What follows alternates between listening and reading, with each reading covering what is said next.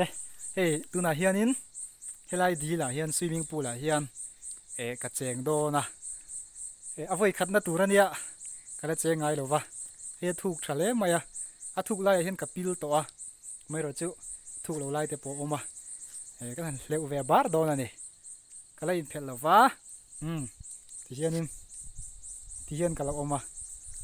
ka in phel ve kanga tuna hian darli ania lai darli avot to khop mai kan zong lut ve thak do ni leu ho ma hianin an tilang zoi la location te hi helai hi interior na te kitchen room te oma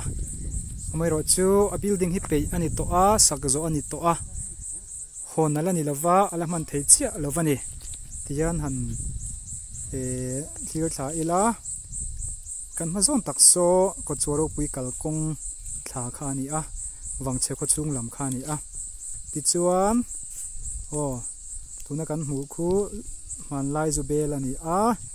chak chia khuan thangtlak gate kha omani zofa te thangtlak na gate kha om ta ni ti chuan hei kan ma alai takhi himi zon tha hian ko choro pui lungphun kha oma tin atlang ngo chho hi kimi hnuaiah khiam ral ven puk a omani hei hi sai ten an hum mal ma chuan waime ten pa kha an lo nei thina an lo enkol thina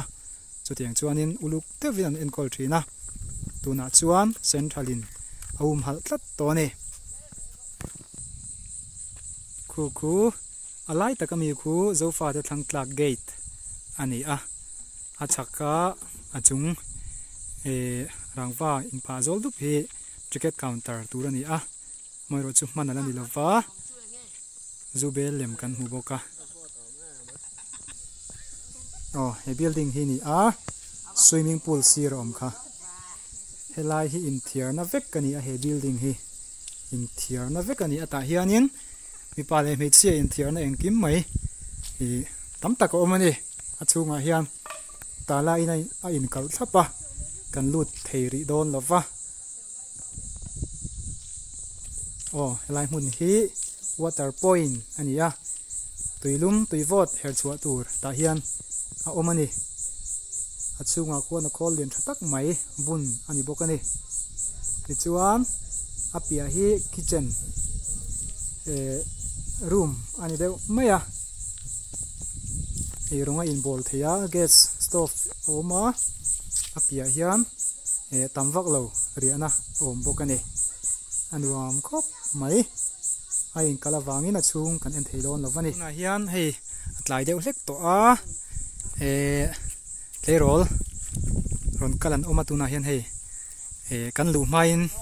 minin dive khal don ani kini hi kan thian pa kan la nga ka kan thian pa ron thlen vele kan ti ve don ani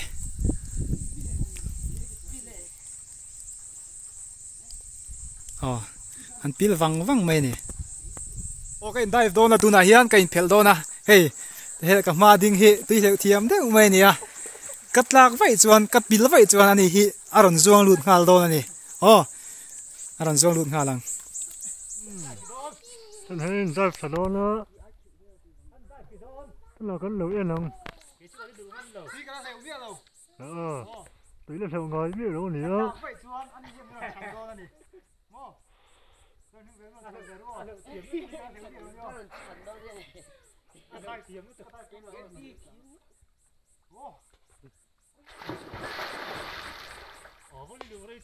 pil ta vang mai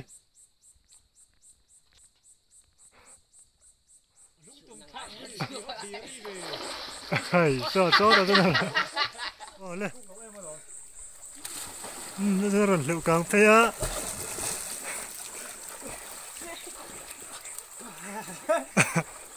chân về có thầy mang lâu nè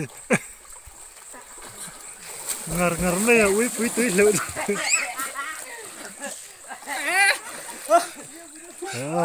kan leu thiu lo oi khana ni hi ti chu thuk ga zunora cái này thuk la ya khan apil dewa ni Kan phê lâu cái ô, cái hung rồi cái này bật thang cái,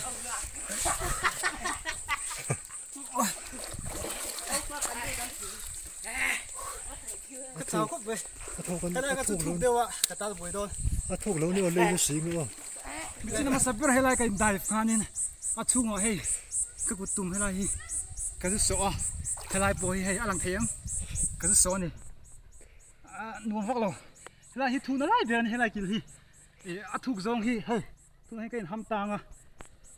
thu đàn tắc cái đồng tiền à cái lăng phai tí kha xin lỗi ô thu lại về cái lụt thế pil văng mày cái lụt rồi lòng đâu wow cái pil đi thu lại về here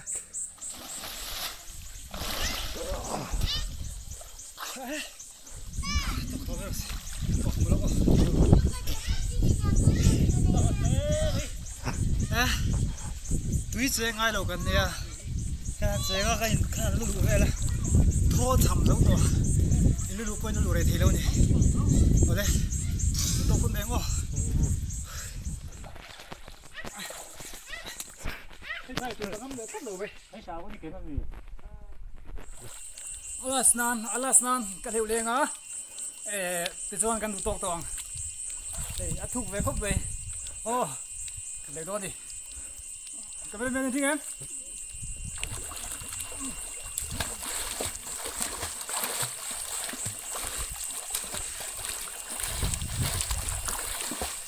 Thank